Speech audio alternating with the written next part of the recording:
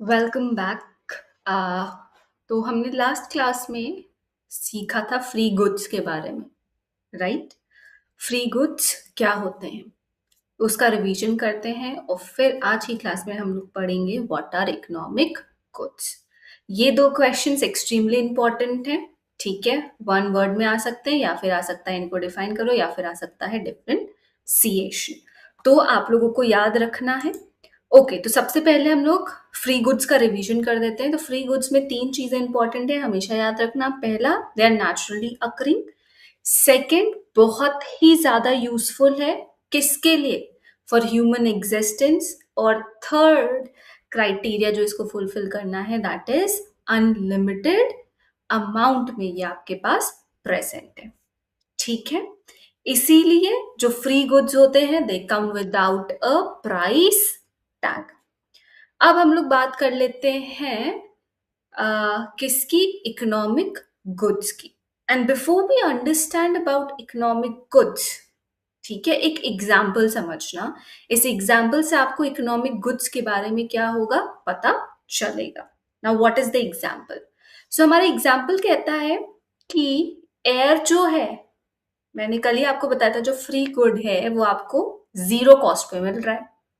So air you are getting at a price zero. वहीं पे कुछ ऐसा सामान है जिसपे एक प्राइस टैग है, और उस प्राइस टैग की वजह से हम उसको क्या कह रहे हैं? Economic good. तो अब क्या है भैया? So the fundamental economic paradox, ठीक है, ये शब्दों को जो यहाँ पे यूज करें समझना है आपको। फंडामेंटल मतलब बेसिक। तो जब आप वहां प्रेजेंट करो दिस अपना free good and economic good, create a map, और उस मैप पे लिख दो एयर, दूसरे पे लिखो कार, एयर के नीचे लिखो प्राइस, यहाँ पे यूरो है, आप यूज करना रुपीज। सो रुपीज का साइन, रुपीज जीरो, और वहीं पे कार या कोई भी दूसरा एसेट जो आप प्राइस पे खरीदते हो।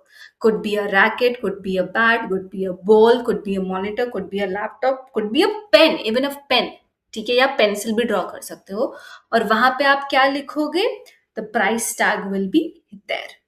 अब भले ही ये item are not that essential, अगर आपके पास पेंसिल नहीं होगी काम चल सकता है, you can get a pen या फिर इंक लेके कुछ भी कर सकते हो। Even a non-essential commodity will have a price tag, and that price tag and that commodity together are known as what? Your economic goods. ठीक है, so this you can explain using a diagram. Even if it's of 2 marks, जो answers अच्छे से आते हैं उनको बहुत अच्छे से ड्रॉ करो, ठीक है? प्रेजेंटेशन भी बहुत इंपॉर्टेंट होती है बोर्ड्स में, आपके स्कूल टीचर्स रिपीट करते होंगे, so I am also repeating the same thing. Presentation matters, इसीलिए जब मैं आप लोग को पढ़ा रही हूँ there is a presentation to it, और उस प्रेजेंटेशन को आप यूज कर सकते हो। मैंने डायग्राम इसलिए बनाया कि it's easier for you to understand जब इमेज होती है, ठीक है? तो air and then a car.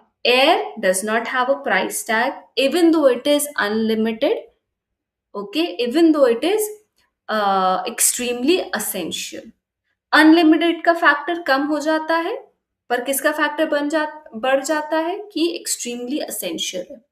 On the other hand एक कमोडिटी है जो even though it's non essential has a price tag.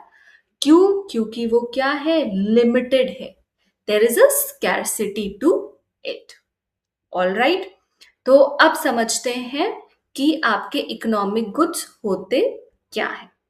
Okay, यहाँ पे अगर आप डेफिनेशन देखोगे तो डेफिनेशन क्या लिखी है? Economic goods only have a price because buyers demand them. Important है, कॉपी या बुक जो भी हो आपके पास, बुक्स खुली हैं, मैंने हमेशा से कहा always have your books handy.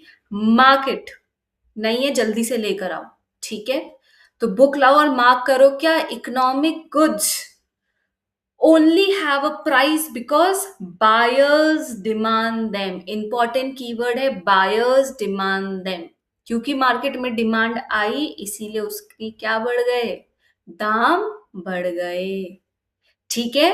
And they are scared enough that sellers will only part with them for a financial return. Part with them का मतलब हो गया है कि जो लेन-देन होगा, you will get that particular good, you will get that particular commodity from whomsoever you want, but only at a particular price. ठीक है, और उसके पीछे प्राइस टैग क्यों लगा? बिकॉज उसकी डिमांड आ गई। जब भी मार्केट में किसी चीज की डिमांड आएगी, it will always have a price tag. तो स्केर्सिटी की वजह से क्या हुआ? Scarcity transforms usefulness into economic value. लिख लो, scarcity, usefulness and economic value. अगर ये तीन कीवर्ड्स आपके टेक्स्ट बुक में हैं, underline them. If not, write this definition अपनी बुक्स में, not in your notebook that you have, अपनी बुक्स पे लिख लो ऊपर जहां पे इकोनॉमिक गुड्स डिफाइंड है, scarcity, usefulness and economic value. So तो scarcity transforms usefulness into economic value, क्योंकि कमी है और वो चीज यूजफुल भी है, इसीलिए उसको क्या दिया है अब हमने? एक प्राइस टैग। अब समझो इकोनॉमिक गुड्स के लिए पहले क्या है? Useful to human being. Second, crucially highly scarce in availability. और तीसरा, रिक्वायर ह्यूमन और मार्केट प्रोडक्शन। ये तीन फैक्टर्स कॉम्प्रोमाइज टू, कॉम्प्रोमाइज कह रही हूँ, इन तीनों का अमलगमेशन, अमलगमेशन मतलब आपस में जब मिलते हैं, they define economic goods. Economic goods useful है for human beings, second scarcity है, तीसरा दे रिक्वायर ह्यूमन और मार्केट प्रोडक्शन। कोई इंसान ही उनको बनाएगा। तो मशीन में गन्ना नेचुरली अवेलेबल है, पर जब मार्केट में जाता है, मशीन्स के अंदर जाता है, और जब वो चीनी बन के आता है तो क्या हो जाता है? Right? So that product requires human or market production. This is the definition of economic goods. अब next आते हैं, फ्री गुड्स और इकोनॉमिक गुड्स के बीच का डिफरेंशिएशन अब आप लोग को रट गया होगा, तो ऐसे लिखोगे। अगर आपकी बुक्स पे नहीं है, इसका स्क्रीनशॉट ले लो, स्क्रीनशॉट नहीं लेते हो तो बाद में अपनी बुक्स में लिख लेना, ठीक है? Always take notes in your books, books को ओपन रखो। तो क्या है? Free good gift of nature है, इकोनॉमिक गुड्स क्या है? ह्यूमन या मार्केट प्रोडक्शन। अवेलेबिलिटी क्या है फ्री गुड्स की? अनलिमिटेड। वहीं पे इकोनॉमिक गुड्स क्या है? स्केर या फिर लिमिटेड। स्ट्रिक्टली नहीं भी लिखोगे चल जाएगा। Example, atmospheric air, example manufactured vehicles. इसका price 0, they will always have a price, तो इसलिए लिख देना ग्रेटर देन 0। कोई भी चीज जो 0 से ऊपर गई तो वो क्या बन गई? 1 2 3 4 5 6, कुड बी एनीथिंग, तो आपका प्राइस आ गया। So this is the difference. Clear? Again, free goods, economic goods के बीच का डिफरेंशिएशन फिर से आप लोग बताओ। By hiding the screen, is it useful free goods? Yes. Is economic good useful? Yes. But difference कहां पे आया? Is free good scarce? No. Is economic good scarce? Yes. और उसकी वजह से it is commanding a price, it is commanding a value. तो result क्या है? फ्री गुड के पास कोई प्राइस नहीं है और इकोनॉमिक गुड के पास एक प्राइस है। ऑल राइट, नेक्स्ट इज कि अगर यहाँ पे मैंने एक फिल्टर लगाया है to show you the transaction, ठीक है? फ्री गुड्स देखो, लो टू हाई, यूजफुलनेस बढ़ रही है, ज्यादा हो रही है, पर इकोनॉमिक गुड्स के साथ क्या बढ़ रहा है? स्केर्सिटी बढ़ रही है। तो ऐसे भी आप डायग्राम दिखा सकते हो।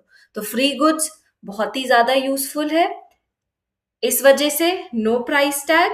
इकोनॉमिक गुड बहुत ही ज्यादा स्केयर है, इसीलिए it is having a price tag. और यूजफुलनेस इन दोनों की ही क्या है? Base line. Okay, next. सिर्फ अब एक चीज ये पूरे डायग्राम में समझना, सिर्फ डिजायर, एबिलिटी और विलिंगनेस की वजह से डिमांड नहीं आती है। इन तीनों का ही composition contributes to demand, and that is what we are going to study in our next class. Okay, one important thing, जल्दी से आई विल क्लियर आप लोगों के माइंड में, can a free good ever become an economic good? The answer is yes, a free good can become an economic good. Example समझो इसके, कब? Clean water, जब आप पैकेज्ड ड्रिंकिंग वाटर लेते हो, ब्रीदेबल ऑक्सीजन जो आप लोगों को हॉस्पिटल्स में मिलता है, और